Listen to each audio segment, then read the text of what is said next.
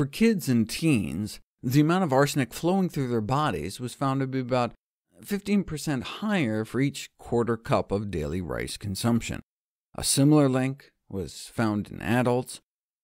A study of pregnant women found that about a half a cup a day of cooked rice could raise urine arsenic levels as much as drinking a liter of arsenic-contaminated water at the current upper federal safety limit. So that suggests that many Americans may be exposed to potentially harmful levels of arsenic through rice consumption. But do you know where Americans get most of their rice arsenic from? Rice Krispies, though brown Rice Krispies may have twice as much. Organic brown rice syrup is used as a sweetener in organic food products as an alternative to high-fructose corn syrup. Big mistake, as organic brown rice syrup products may introduce significant concentrations of toxic arsenic into people's diets. For example, 2 of these might hit the provisional upper daily arsenic limit based on the water standards. Toddler formulas with added organic brown rice syrup have 20 times higher levels of toxic arsenic. And in older children, thanks to brown rice syrup, a few cereal bars a day could pose a quote-unquote very high cancer risk. What about rice milk? A consensus statement of both the European and North American Societies for Pediatric Nutrition recommend the avoidance of rice milk for infants and young children, and generally, toxic arsenic intake in infancy and childhood should be as low as possible. To this end, the UK has banned the consumption of rice milk for young children, a notion to which Consumer Reports concurred, recommending no servings a week of rice milk for children and no more than half a cup a day for adults. The arsenic in various brands of rice milk ranges all over the place, a 15-fold difference between the highest and lowest contamination, suggesting manufacturers could make low arsenic rice milk if they wanted. Consumer Reports found Pacific Brand and Rice Dream were right about average, though perhaps for Rice Dream it appears the vanilla or chocolate flavors may be lower. Rice vinegar doesn't seem to be anything to worry about, but rice pasta and rice cakes end up similar to pure rice, which makes sense because that's pretty much what they are. Though pasta is boiled, and so we'd expect the levels to be cut 40 to 60% like when you boil and drain rice.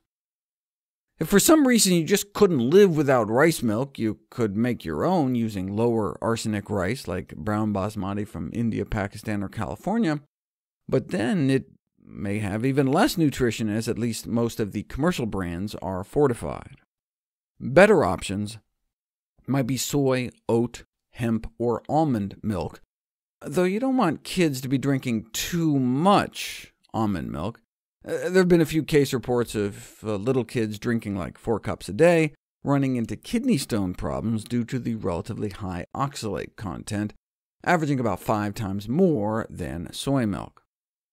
How about 30 videos that touch on soy milk, how it may normalize development in girls and reduce breast cancer risk, as well as prostate cancer risk in men.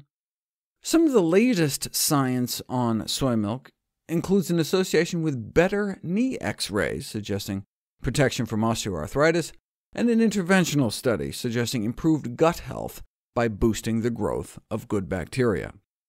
Though drinking 3 quarts a day, 10 to 12 cups a day for a year, may inflame your liver.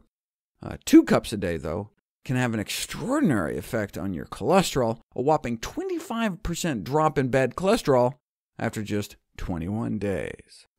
An ounce and a half of almonds every day, like a handful a day, can drop LDL 13% in 6 weeks and reduce abdominal fat, though a cup of almond milk only contains about 10 almonds, less than a third of what was used in the study, so it's not clear if almond milk helps much.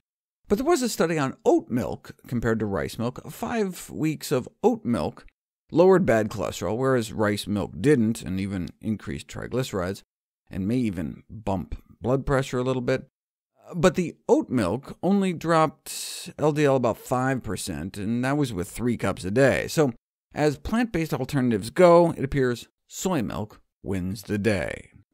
So why drink rice milk at all when there are such better options? there's really not much nutrition in rice milk. In fact, there are case reports of severe malnutrition in toddlers who centered their diets around rice milk due to multiple food allergies. Infants and toddlers have increased protein requirements compared to adults, and so if the bulk of some poor kid's diet is rice milk, coconut milk, potato milk, almond milk, they may not get enough. Oh yeah, show me one case of kwashiorkor, that bloated belly protein calorie deficiency due to rice milk. Here you go. Here's another one. Severe kwashiorkor, not in Ethiopia, but in Atlanta, Georgia, because literally 99% of his diet was rice milk. So these malnutrition cases were not because they drank rice milk, but rather because they drank rice milk nearly exclusively. But I just used these to illustrate the relative lack of nutrition in rice milk, so if you're going to choose a milk, might as well go for one that has less arsenic and more nutrition.